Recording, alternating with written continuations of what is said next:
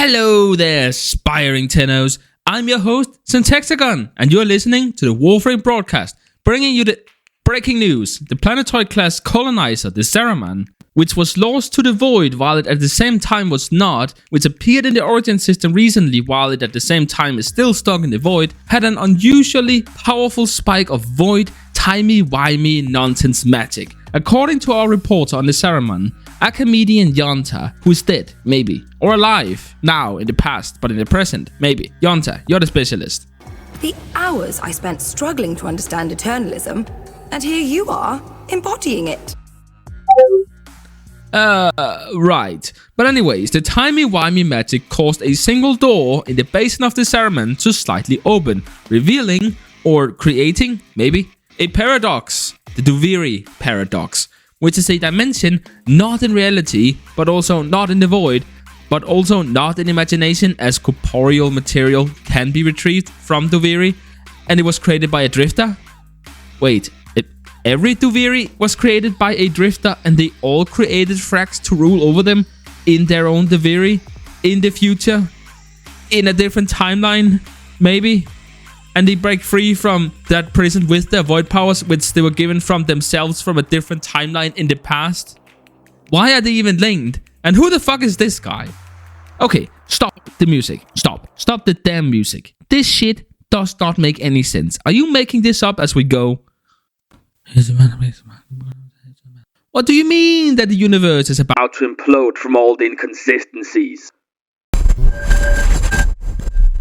The Plains of DUVIRI offers a plethora of activities to keep the mind preoccupied so that one may not think about, everything from board games to Guitar Hero to Jak and Daxter, The Lost Precursor Legacy, to unbridled, monumentally clunky melee combat,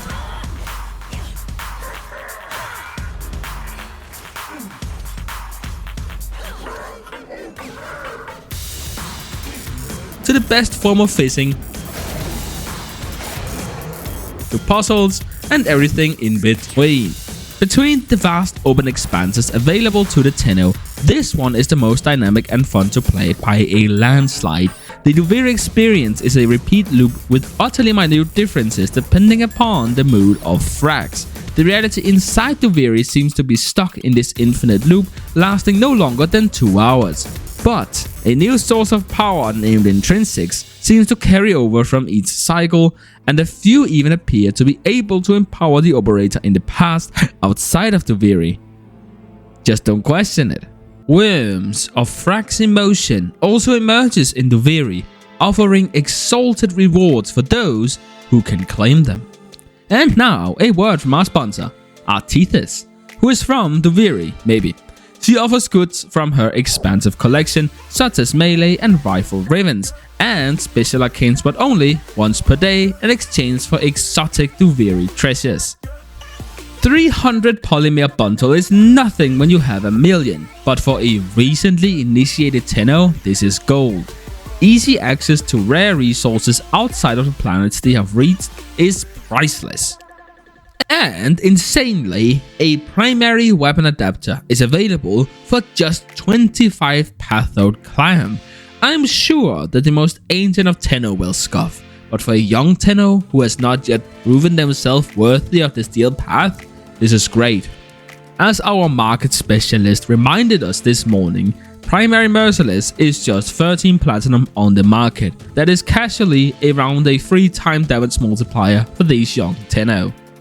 Speaking of which, there has never been a better time to start your Warframe adventure, especially with a friend.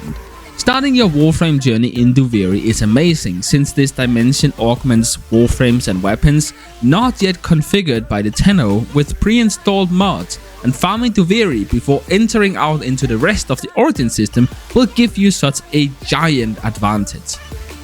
Now, the power spike of the void nonsense was not a sudden revelation. The occasion of this new reality was foretold by the makers. No, these makers. Did the DUVIRI live up to the portrayal, especially back in yonder years when the vision was first bestowed upon us? Hey, it's me, Austin. No, sorry, just me, some Texagon. I just wanted to be upfront with you all for a minute. If we have to talk about if the experience of DUVIRI delivered on the hype that's been building for, let's say, way too many years, it's been overhyped by the devs and our lovely content creators to the moon and back. DUVIRI will be like a whole new game on its own. Oh, this will change Warframe forever. Warframe 2.0? Okay, I'll stop. But as you've noticed, I have not talked about DUVIRI once before the update came out, because I did not believe that it would be able to live up to the hype, and I didn't want to paddle it. But in terms of the quest, it was awful. The quest is not the focal point of this update, so the fact that the quest sucked does not mean that the update itself is ruined by any means. You're welcome to disagree, but I'll call a spade a spade. The quest was a chore to get through, and that comes from a guy who loved the story up until the new war. The timey-wimey nonsense of eternalism was not handled well in the new war. 4 fake-out deaths in one quest? Really? Oh, look at that. We killed that character. Let us just expend all of our emotional tension. JK, that never happened. Timey-wimey, they're just fine. My main concern was that things were just going to happen, basically without explanation, because that can happen very easily in a multiverse setting, because continuity basically doesn't exist.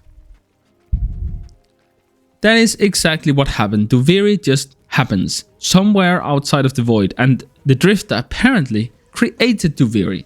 Okay, that doesn't make a lick of sense. Are you going to explain that? Nope. Moving on to better things. And it was like that the whole way through.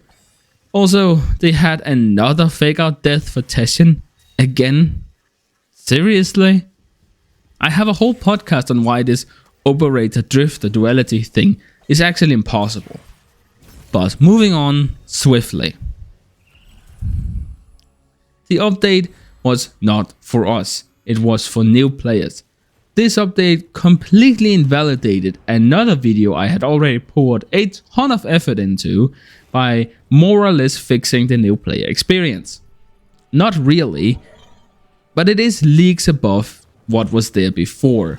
I don't want to repeat myself, so I'll just say, good job. You did good job. You did a thing. Good job.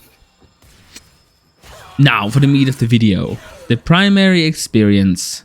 Later on, I probably want to go into focused, intrinsic farms, but I want to say that DUVIRI is best experienced alone or with a friend, but not with randoms. I do enjoy running around in DUVIRI, doing these small tasks around the open world that I talked about before. I think a massive plus is that none of it is time gated at all. It's not, okay, you killed all the enemies, now stand in this circle for 2 more minutes. That's gone, and that's fun. That's so good. That's great. Good job. You did. Good job. That already makes this the best open world, again by a landslide. But I do not like that the Undercroft at all. Like at all. A defense mission is just a defense mission, and a survival mission is just a fucking survival mission, and those sucks. But otherwise, the rest has been amazing. The boss fight is kind of fun, but it's way too easy. I beat it on solo, steel path, first try. And that's like the main thing.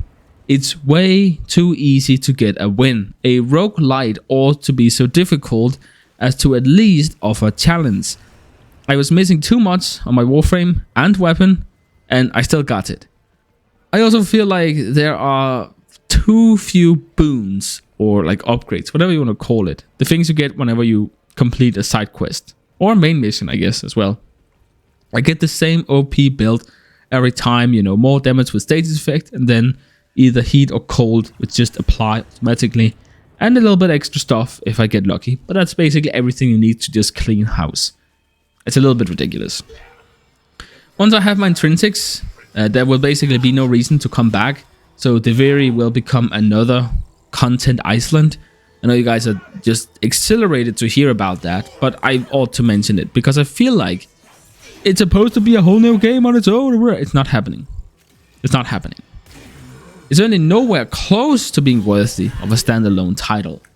With that being said, I am enjoying the update. It is the best update in a long time. I still, however, feel like it did disappoint. It's supposed to be this thing which they have been working on for half a decade, and it turns out to be a pretty good side activity. I should have learned from Railjack. I give it 7 out of 10. Let me justify the 3 points off the top. The quest sucks, bad first impression, and the bugs as well. Twice in a row, I just lost the ability to use the pistol after a while. And the first 2 times I tried to summon the worm, it simply did not work. The first time the Orvis did not spawn, and the second time the worm did not spawn. So that's twice in 2 tries on release. How do you not, like, any amount of playtesting should have caught this, but it just didn't.